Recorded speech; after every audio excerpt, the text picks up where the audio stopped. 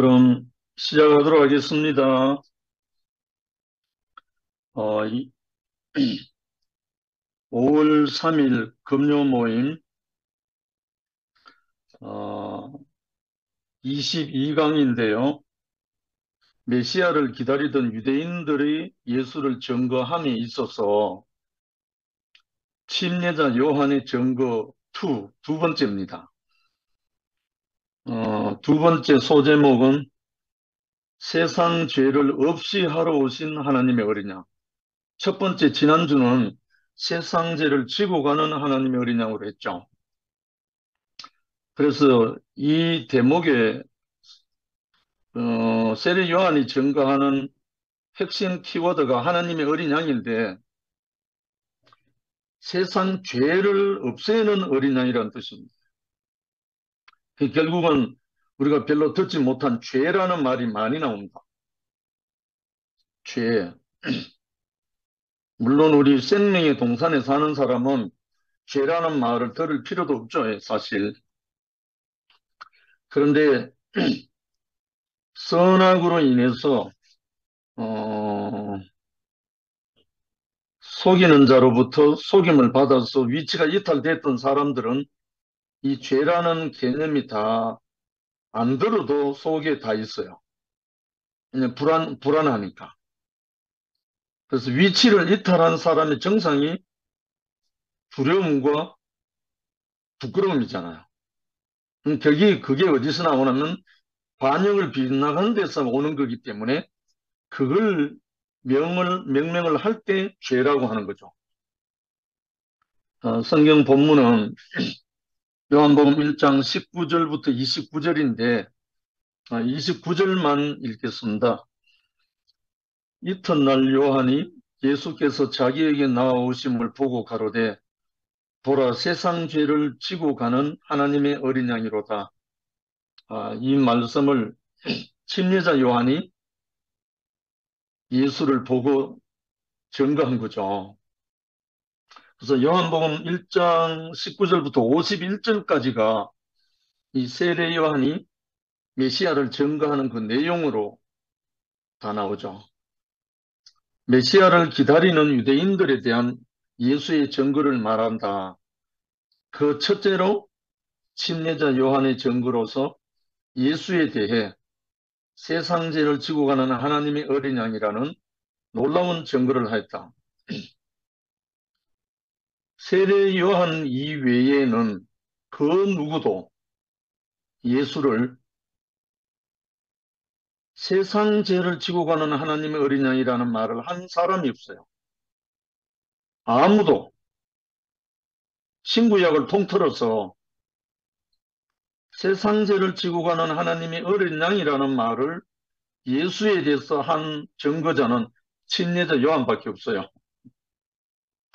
그래서 이 침례자 요한이 자기 스스로 깨달아서 한 말이 아니라 계시를 받았다는 거예요. 계시.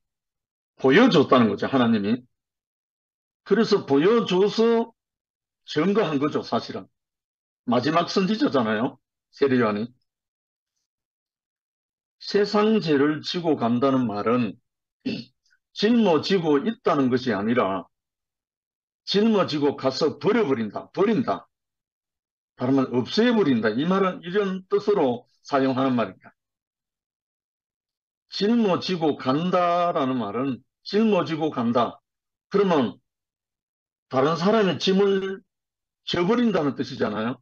가져가버린다는 뜻이니까. 그래서 구체적으로 이제 대화 관련된 이 표현을 한번 가나다라로 해서 한번 표현하겠습니다. 여기서 나오는 세상이라는 의미는 하나님을 떠난 모든 인류를 지칭한다. 하나님을 떠난 모든 인류. 결국은 선악과에 넘어간 모든 사람이죠. 두 번째나 죄. 죄라는 말은 물론 원뜻은 관역을 빗나가다는 뜻이지만 나라마다 지역마다 그 개념이 다 다르다. 보통 인류, 사람을 나누면 중국인, 중동인, 서구인으로 크게 세 가지로 구분은, 물론 뭐 어떤 사람은 흑인, 백인, 황인 뭐 이렇게 말도 하지만 지역적으로 나누다 보면 중국인, 중동인, 서구인 뭐 이렇게 쉽게 나눠주죠. 그래서 첫째, 중국인들이 죄라는 개념은 사람들과의 관계가 나쁘게 되는 것, 관계를 나쁘게 하는 것 자체를 죄라고 얘긴답니다. 그러니 중국 사람들이 하는 말 중에 우리가 익히 듣는 말이 있죠. 관시. 중국 사람들이 관시는 관계. 중국에 가서 사업을 하건, 중국에 가서 사람을 사귀건, 중국에서 제일 우선시하는 게 관시인 거, 관시. 관계. 중국에 짝퉁이 많잖아요. 가짜가 판을 치잖아요. 모조품이 판을 치는 중국이잖아요. 그만큼 기술도 뛰어나다는 말이겠지만, 그래서 이 가짜, 속임수, 허풍, 이런 모든 것들이 너무나 판을 치기 때문에 중국에서 사람들의 의식 속에는 관계가 제일 중요하다는 거예요. 물론 이것도 크게 보면 하나님과 사람의 관계죠. 형제와 형제의 관계고, 불행도 관계에서 발생되고, 행복도 관계에서 발생되고, 영생도 관계에서 발생되잖아요. 정말 관계는 참 중요합니다. 중국 사람들이 제일 중요시하는 관심. 두 번째, 히라빈, 헬라인들은 이성주의자들이기 때문에 반이성적인 모든 행위를 죄라 한다. 반이성적인. 예를 들면 이성에 맞지 않는 정욕이나 야망, 정오 그런 것들을 죄라고 여긴다. 대표적인 인물은 플라톤인데 그의 저서에서 선과 악의 개념을 유언론으로 정의하고 육에 속한 것들을 모두 악이라고 하고 정신에 속한 것을 선이라 한다. 결국 이분법적으로 철학을 논한 사람이 플라톤이죠. 그의 사상과 정의가 기독교 신학에 막대한 영향을 끼친 결과로 기독교에서 대부분의 메시지는 죄를 회개하라는 말을 많이 한다.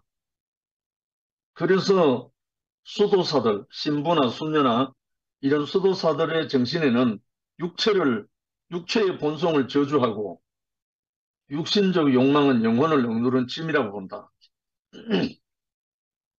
참 이상한 게 수도사, 신부든 수녀든 간에 다 육체를 갖고 있는 사람인데 그래서 그리스도 예수가 육체로 오신 것을 참으로 알며 육체를 부정하지 않죠. 육체를 아주 부정스럽게 생각하지 않죠. 그게 제 같은 경우는 이 생명의 복음이 들어오고 난 다음에 제 육체하고 이 생명의 복음이 들어오기 전에 제 육체하고 완전히 달라져요. 제가 지난번에도 간증했지만 이 복음이 들어오고 난 뒤에 목욕탕에 갔을 때 내 육체를 보고 내가 너무나 감사하며 기뻐서 찬송했던 나. 그 전에는 내가 육체를 보고 한탄하고 심히 한탄했던 나. 완전히 다르잖아요. 같은 육체인데. 그래서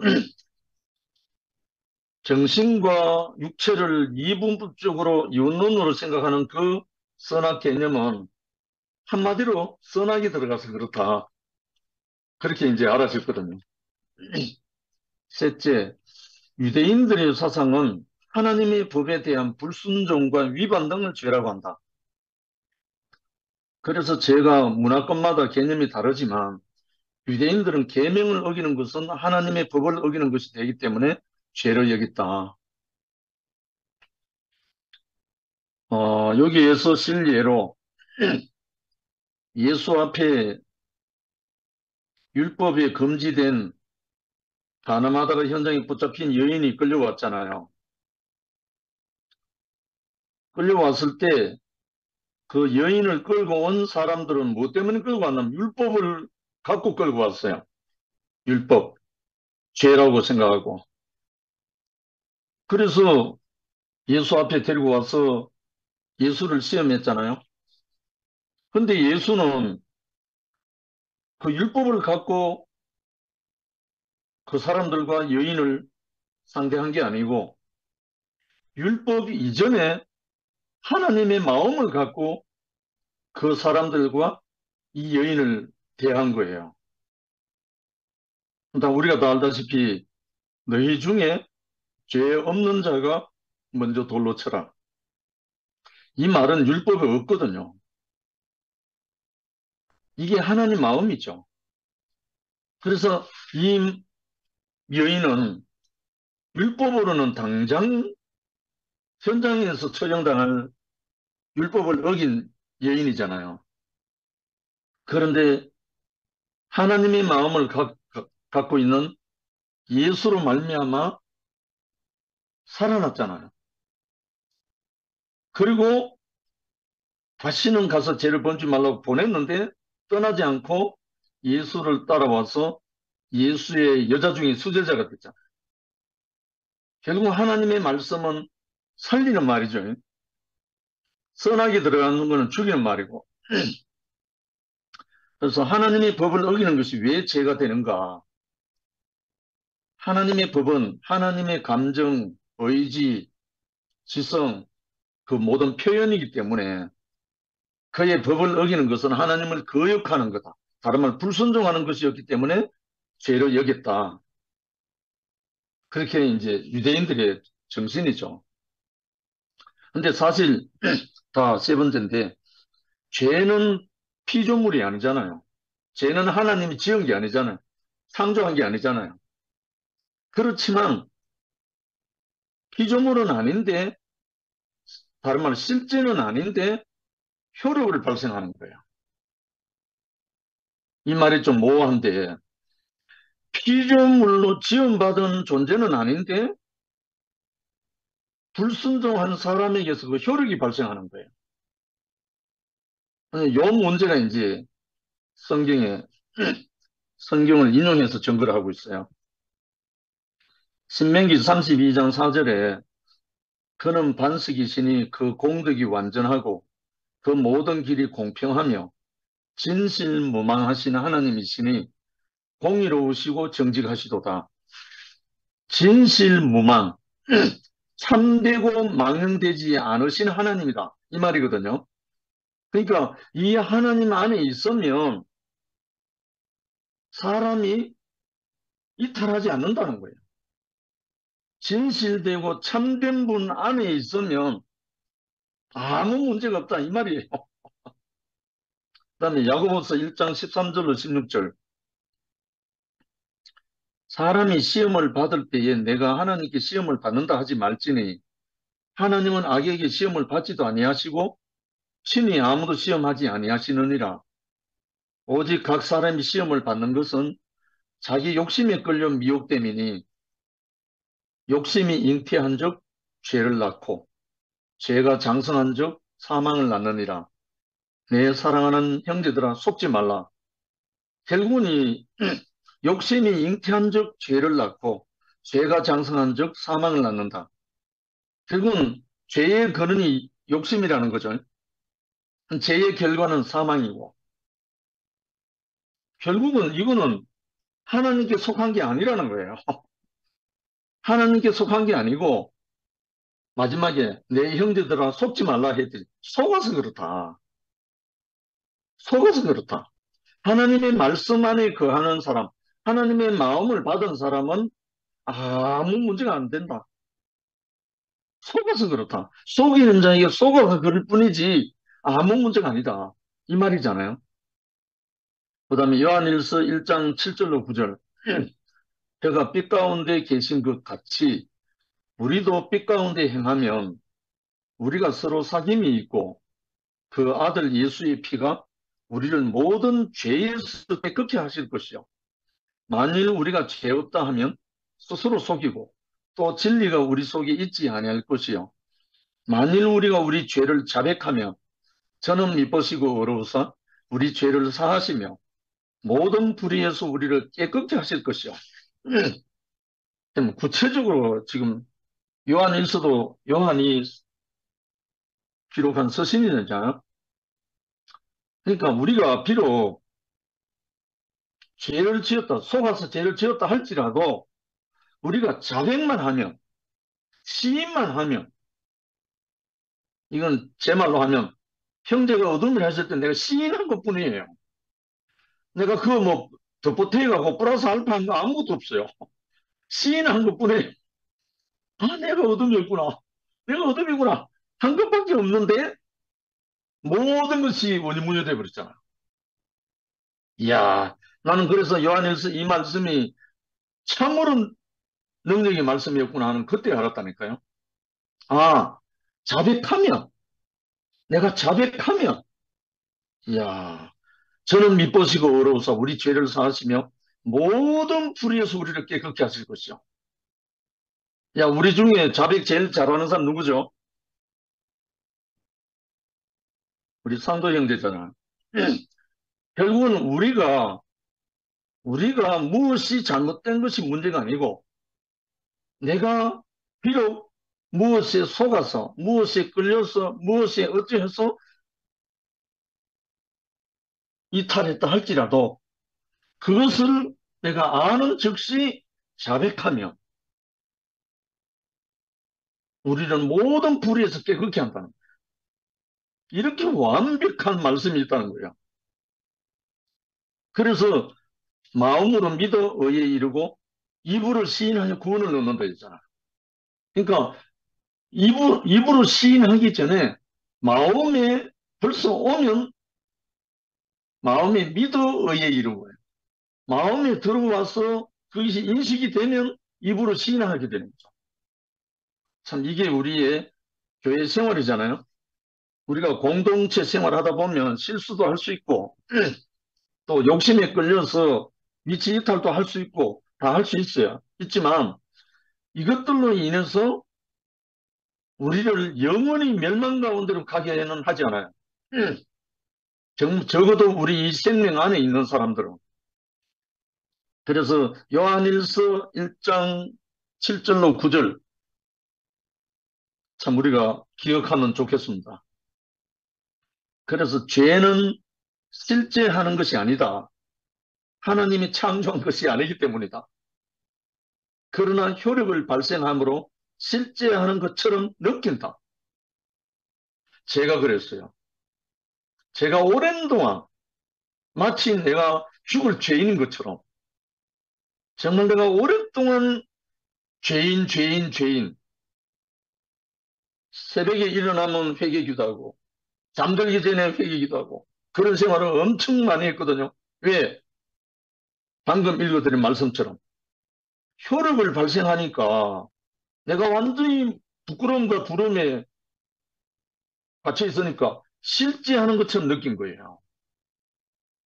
그러나 이 생명의 세계로 들어온 후에 한 번도 한 번도 여기 빠져본 적이 없어요.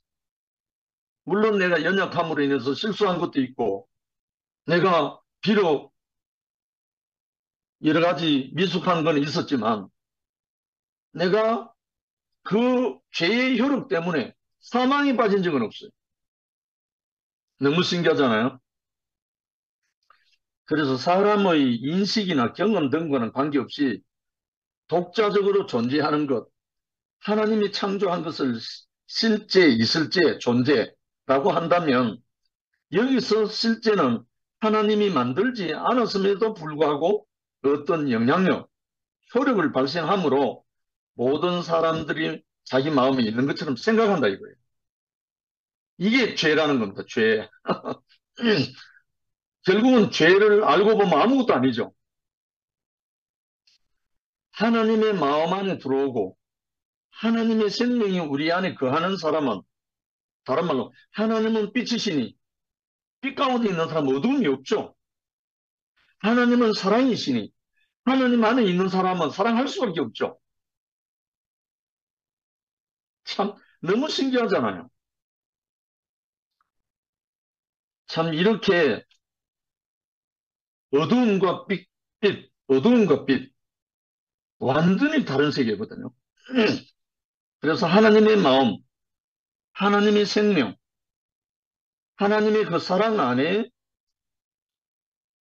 그러고 있는 사람은 결코 사망이 올 수가 없죠. 그러나 죄는 하나님의 주권적 통치와 관계된다. 하나님의 통치 때문에 관계되는 거예요. 죄가 다른 게 아니고 이스라엘 사람 곧 유대인들이 말하는 죄는 스스로 지은 죄가 아니라 하나님의 주권적 통치와 관계된다. 하나님의 통치가 없으면 죄라는 말이 필요가 없어진다는 거예요. 이게 좀 기억해야 됩니다. 아브라함, 이삭, 야곱 때는 죄라는 말이 없다. 그때는 하나님의 백성, 단체적인 통치가 없었기 때문에. 아브라함, 이삭, 야곱 때는 죄라는 말이 없다. 애굽에서 나온 이후 광야에 이르러 비로소 죄라는 말이 등장했다. 거기서부터 하나님의 통치가 구체적으로 백성 위에 임했기 때문이다. 왜 하나님의 나라 백성으로 출애굽했잖아요. 그러고 나니까 하나님이 법을 줬잖아요. 그전에는 하나님의 율법, 십계명도 없었잖아요. 그렇지만 본질적인 죄는 금지된 선악과를 취함으로 죄가 발생했었다. 율법도 마찬가지로 해라 혹은 하지 말라 하기 때문에 죄에서 자유로울 수 없다. 뿐만 아니라 하나님 아들이 세상에 오지 않았으면 또한 불신죄라는 죄는 없다. 이상합니다. 하나님 나라가 왔음에도 불구하고 그것을 거부하면 죄이고 멸망인 것이다. 교회도 마찬가지다. 교회가 있기 때문에 교회의 부름에 응하지 않으면 멸망인 것이다. 아멘. 교회가 있는데도 교회의 부름에 응하지 않으면 멸망이죠. 왜냐하면 하나님의 그 몸이 안 되기 때문에. 그래서 죄는 하나님의 주권적인 통치와 관계된다. 죄는 하나에서 여럿으로 일어난다. 죄에 대하여 성경은 여럿이 아니라 하나라는 것이다.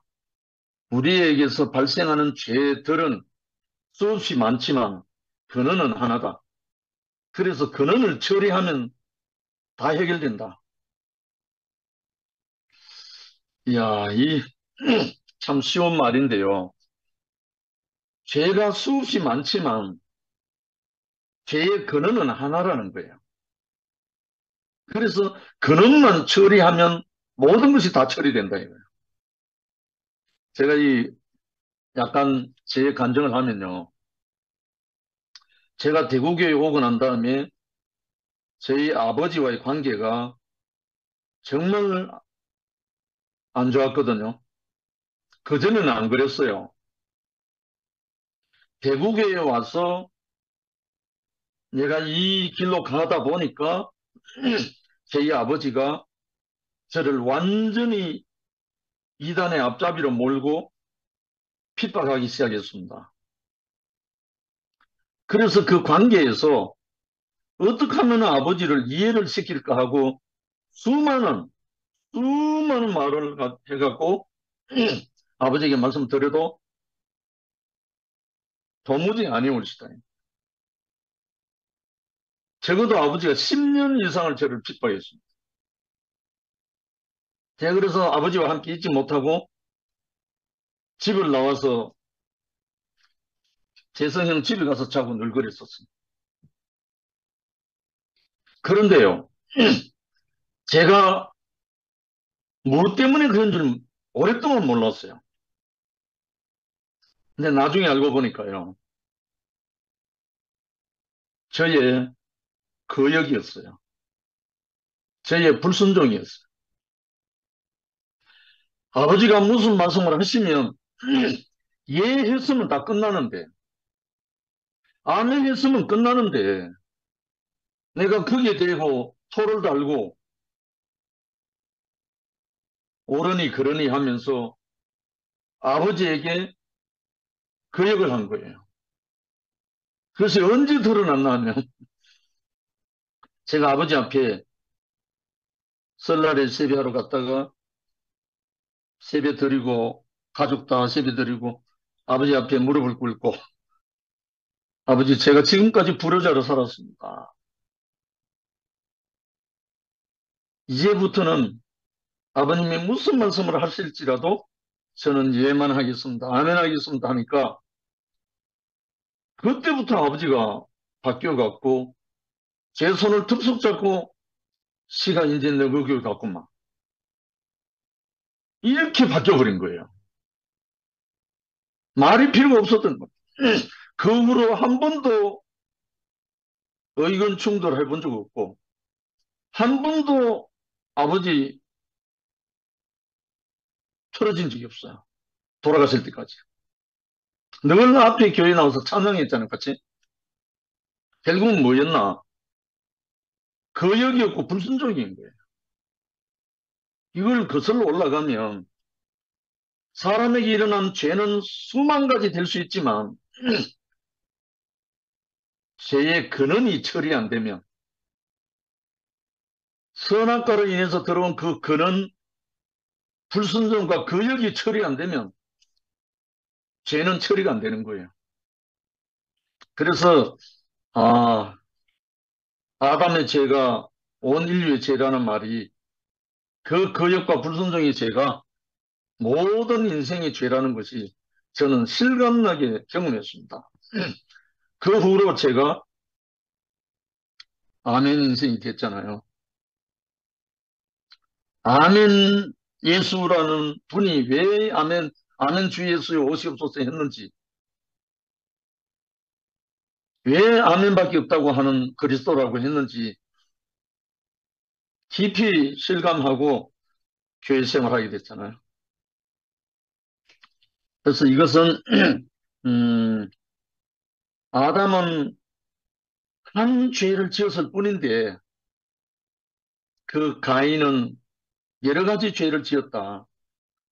거짓말도 하고 아벨도 죽이고 하나님도 거역하고 분도 내고 화도 내고 결국은 모든 것이 거기서 발생한다. 죄들.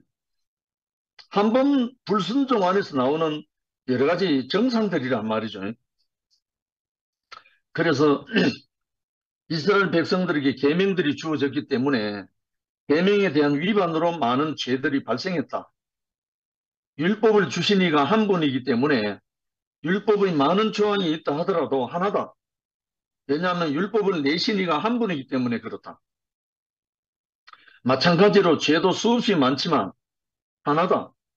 율법이 하나이면 범죄도 하나다.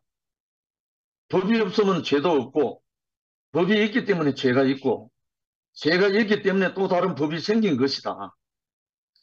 율법이 여러 수백 가지 되지만 그 근원은 뭐냐면 불순종이고 거역이었다는 거야. 결국은 이 불순종과 거역을 끝내러 오신 분이 있다는 거예요. 불순종과 거역을 끝내러 오신 분. 세상죄를 지고 가는 하나님 어린 양이 왔다는 거예요. 예수는 자신의 율법을 대신함으로 모든 계명을 완성했다. 결국은 이 어린 양 예수, 십자가를 통해서 자기 자신을 아버지께 아버지여 내 원대로 마옵시고 아버지 원대로 하옵소서. 아버지여 내 영혼을 아버지께 부탁하나이다. 하는 이 예수는 그 아버지의 마음을 받은 아들이라는 거예요. 아들. 그 아버지 마음을 받은 아들이었기 때문에 아버지께 모든 걸 맡기고 자기를 부인할 수 있었다는 거예요. 그래서 그런 아버지가 있는 사람은 자기를 부인하는 건 너무나 쉬운 거라는 거예요. 자기 근원이 없는 사람은 자기를 부인할 수가 없어요. 죽었다 깨어나도 자기 부인할 수가 없어요. 왜냐하면 자기 근원이 없기 때문에. 자기 근원이 있는 사람은 자기를 부인하는 것이 너무너무 쉽다. 자연스럽다는 거예요. 저는 종교 안에서 신앙생활 할 때 제일 어려운 말이 하나 있어요. 아무든지 나를 따르려거든 자기를 부인하고 날마다 제 십자가를 지고 나를 쫓아라. 날마다 제 십자가를 지고 나를 쫓아라는 말은 이해될 것 같던데 제일 먼저 나오는 자기를 부인하고 하는 말을 이해가 안 되는 거예요. 어떻게 하는 것이 나를 부인하는 것이 알 수가 없는 거예요. 제가 이 생명의 동산에 오게 된 동기가 이 어둠이라는 그 말 앞에서 제가 부인된, 내가 시인되고 부인되는 그것이 제게 문이 열린 거예요. 천국 문이 열린 거죠. 어둠의 문이 열리고 빛이 왔죠. 결국은 예수가 오신 목적은 예수가 우리의 구주가 되고 구속주가 되고 우리의 주인이 된다는 그 목적은 우리의 모든 것을 가져가 버린 우리가 도무지 어찌할 수 없는 그 거역의 본성, 불순종의 본성을 자기 자신으로 짊어지고 가버린 거예요. 그래서 우리는 그 예수를 영접하기만 하면 그 예수가 우리 자신이라는 그 예수의 본질이 하나님이 우리의 형상을 따라 우리의 모양대로 진짜 한 그 사람이란 것을 그 사람이 나도 그 사람을 지어졌다는 것을 우리가 시인하고 영접하면 완성이 된다는 거예요. 그래서 여기서 세상 죄를 지고 가는 하나님의 어린 양으로 예수는 자신이 율법을 대신함으로 완성했고 모든 계명들을 무효화시켰다. 가늠하다 현장에서 붙들린 이 여인을 원인무효시키고 살릴 수 있었던 그 자리. 만약에 그 자리에서 예수가 너희 가운데 죄 없는 자가 먼저 돌로 쳐라는 이 하나님 마음을 가진 이 사람이 없었으면 이 여인은 현장에서 적결심판됐죠. 다른 말로 우리 모두가 그렇다는 거예요. 이 하나님 마음이 없으면 이 아버지의 마음이 없으면 수많은 율법을 아무리 해도 우리는 할 수가 없다는 거죠. 그래서 이 하나님의 마음을 가진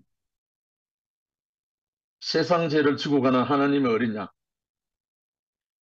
당신 자신으로 짐을 가져가 버린 이 한 사람 앞에 우리가 시인하고 그 이름을 우리가 영접하면 그가 담당해버린다는 거죠.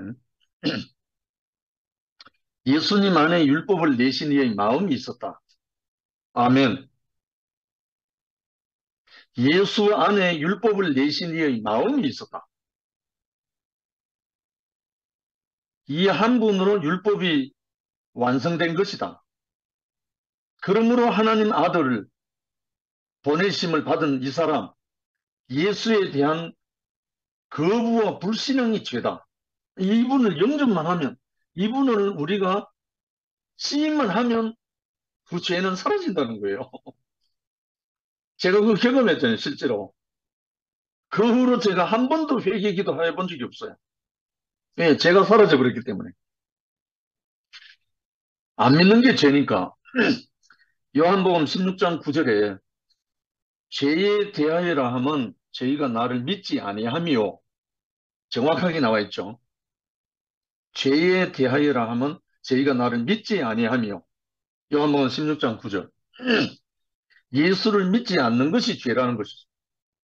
그래서 독생자를 주셨으니 누구든지 저를 믿는 자마다 멸망치 않고 영생을 얻게 하려 하신다. 모든 어린아들까지 교회 다니는 어린아들까지 다 아는 요한복음 3장 16절입니다. 예수를 거부하면 죄인이고 예수를 믿으면 의인이라는 것이다. 참 어째 보면 유치한 말 같잖아요. 근데 이게 사실인 거예요. 진실인 거예요.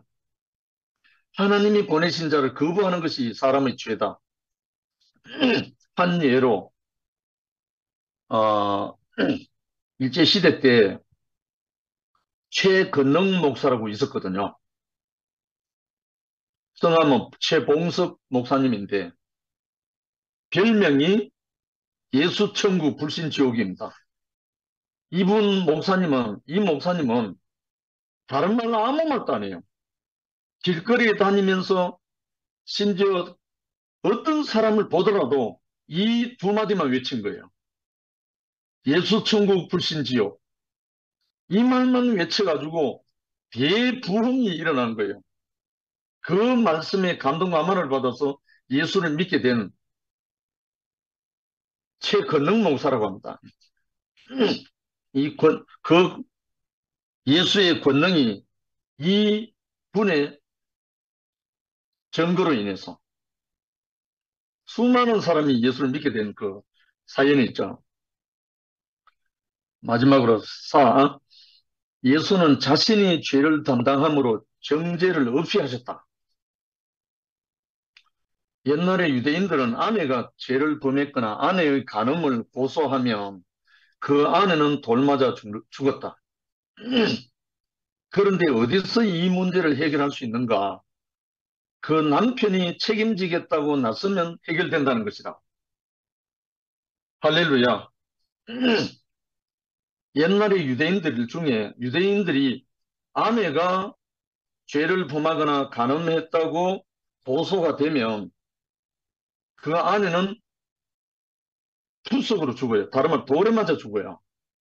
근데 이 여인을 살려줄 수 있는 유일한 길은 그 남편이 책임지겠다고 나서면 해결된다는 거예요. 그래서 남편이 아내의 죄를 떠맡게 된다는 거예요. 제가 이거 우리 교회 생활하면서 한번 경험했어요. 우리 지역교회 어느 한 교회에서 한 자매로 인해서 이런 일이 있었어요. 그래서 그 자매의 형제가 나섰어요. 아무 일 없다고. 남편이 나서서 증거를 해버렸어요. 그러니까 완전 원인무효돼 버렸어요. 저는 그때 그 형제를 보면서 한편으로 너무너무 존경스러웠어요. 비록 아우지만. 그래서 우리에게는 영원한 남편이신 그리스도가 내가 그 담당하겠다 하고 그리스도 예수가 모든 하나님의 신부들인 사람들의 죄를 친히 담당하시고 세상 죄를 지고, 다른 말로 하나님을 이탈한 모든 사람들이 세상 죄를 지고 예수가 십자가로 가셨다는 거죠. 참남편 그리스도가 예수 자신이 죄를 담당함으로 정죄를 없애버렸다는 거예요.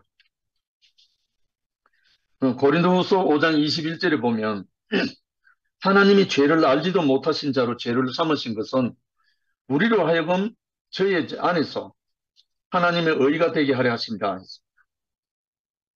갈라디아서 3장 13절에 그리스도께서 우리 죄를 위하여 저주를 받은 바 되사 율법의 저주에서 우리를 속량했다. 구속했다는 거죠. 세상에서는 내 죄를 담당해 줄 사람이 없잖아요. 그러나 우리에게는 우리가 할 수 없는 것을 담당해 주실 분이 있다. 다른 말로 아내가 할 수 없는 죄를 남편이 책임을 짐으로 살았듯이 백성이 할 수 없는 것을 어린 양이 담당함으로 살아났다. 제 자신이 그랬죠. 그 결과 비로소 법적 채무가 사라져버렸다. 취소됐다는 거죠. 결국은 우리에게 로마서 3장 25절 26절에 바울은 하나님의 의가 세워졌다고 말한다.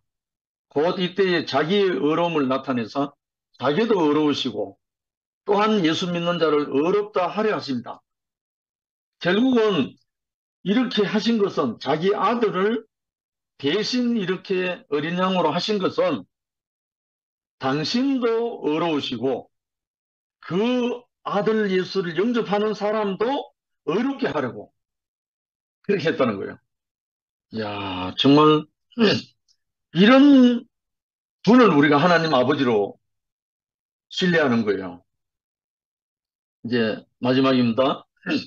로마서 8장 1절에 그러므로 이제 그리스도 예수 안에 있는 자들에게는 결코 정죄함이 없나니 하셨다. 하나님은 아들 예수 안에서 모든 것을 일괄 처리하신 것이다. 우리가 만일 예수 안에 있고 예수만 인정하면, 다시 말해서 그 사람을 하나님이 보내신 자라고 인정하면 사탄의 무기를 뺏어버리는 것이다. 사탄은 쫓아내버린다는 거예요. 그래서 계시록 12장 10절에 이제 우리 하나님의 구원과 능력과 나라와 또 그의 그리스도의 권세가 이루었으니 우리 형제들을 참소하던 자, 곧 우리 하나님 앞에서 밤낮 참소하던 자가 쫓겨났다. 이거는 요한계시록이 아니고요. 제 자신이 되어버렸거든요. 오랜 동안 나를 참소하던 그 속이는 자가 그 후로부터 저에게서 쫓겨나 버렸어요. 쫓겨나 버리니까 저는 감사와 찬양할 수밖에 없잖아요. 그리고 이것을 모르고 있는 모든 속아 있는 어둠 가운데 있는 사람들에게 사로잡힌 자를 또 사로잡으러 가는 거죠. 참 이 권세를 우리에게 주셨으니까, 하늘과 땅의 모든 권세를 내게 주셨으니 그러므로 너희는 가서 모든 족속으로 제자를 삼아 아버지와 아들과 성령 이름으로 세례를 주고 내가 너희에게 분부한 모든 것을 가르쳐 지키게 하라. 볼지어다 세상 끝날까지 내가 너희와 항상 함께 하겠다 하는 이 말씀을 예수가 제자들에게 선천하기 직전에 사명과 유정을 주신 거예요. 그러니 우리가 너무나 당당하죠. 하나님의 말씀이 우리 안에, 다른 말로 이 요한복음 처음 시작이 로고스라고 했죠. 태초에 말씀이 계시니 이 말씀이 하나님과 함께 계셨는데 이 말씀이 하나님이다. 결국은 다른 말로 하나님의 말씀이 내 안에 살아있는 사람은 이 권세가 나와요. 이 거짓으로 속이는 모든 것을 혁파할 수 있는 강력한 지인을 파하는 권세가 있다는 거예요. 그래서 그리스도의 권세가 우리 안에 이루어지면, 즉 그리스도가 우리의 절대적 권위가 되면 우리 형제를 참소하는 자는 쫓겨나 버린다. 그래서 계시록 22장 5절에 다시는 밤이 없겠고 등불과 햇빛이 쓸데없으니 이는 주 하나님의 저희에게 빛이심이라. 저희가 세시토록 왕노릇하리로다. 결국은 우리가 이제 이 자리로 들어오는 거죠. 요한계시록이 멀리 있는 것이 아니고 우리 자신에게 있는 거죠. 마지막에 예수 안에서 하나님은 모든 것을 다 해결하셨다. 할렐루야. 이제 예수와 하나됨으로 우리에게는 법적인 의무가 없어지게 되고 의롭다 함을 받게 됐고 다시는 정죄함이 없다. 왜? 사탄의 무기를 우리가 뺏어버렸으니까. 그러니까 우리는 이 예수와 함께 왕노로 사는 거죠. 이렇게 넉넉하게 승리자로 우리 교회로 불러서 우리 모두가 이 몸을 건축할 수 있도록 인도해 주셨습니다. 주님을 찬양합니다. 아멘. 아멘. 아멘. 아니, 솔직히